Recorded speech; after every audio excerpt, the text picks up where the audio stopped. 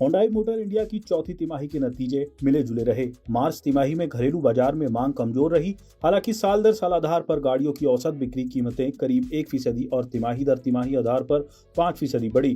Company ने घरेलू बाजार में डिस्काउंट घटाया। ये चौथी तिमाही में घटकर 2% रह गया, जबकि तीसरी तिमाही में ये 2.6% था। हालांकि कम वॉल्यूम के बावजूद EBITDA में सिर्फ 20 बेसिस पॉइंट्स की गिरावट आई। कंपनी का फोकस कॉस्ट में कमी लाने पर बना हुआ है। हुंडई कॉस्ट में कमी लाने के लिए लोकल प्रोडक्शन पर जोर दे रही है। FY25 में साल दर साल आधार पर पैसेंजर व्हीकल इंडस्ट्री की ग्रोथ 2.5% रही।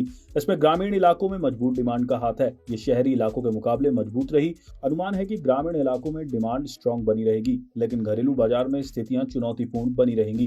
कंपनी का यह भी कहना है कि घरेलू बाजार में बिक्री की ग्रोथ इंडस्ट्री की ग्रोथ जितनी रहेगी। HMIL को FY26 में एक्सपोर्ट्स मार्केट की ग्रोथ 7 से 8% रहने की उम्मीद है। घरेलू बाजार में चुनौतीपूर्ण स्थितियों के बीच कंपनी ने विदेशी बाजार में कारोबार के विस्तार पर फोकस किया।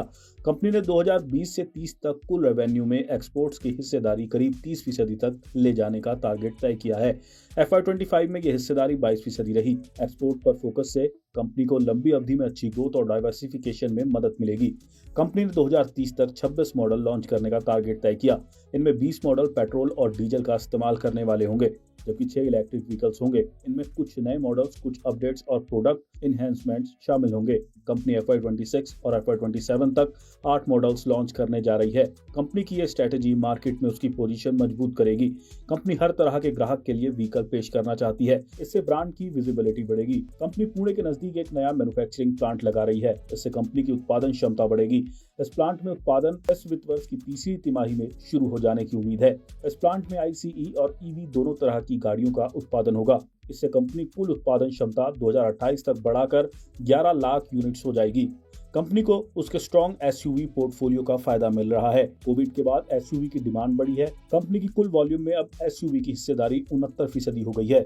वैल्यूएशन की बात की जाए तो मारुति के शेयरों में FY27 की अनुमानित अर्निंग्स 24.3 गुना पर ट्रेडिंग हो रही है। यह हुंडई के 23.5 गुना से थोड़ा ज्यादा है।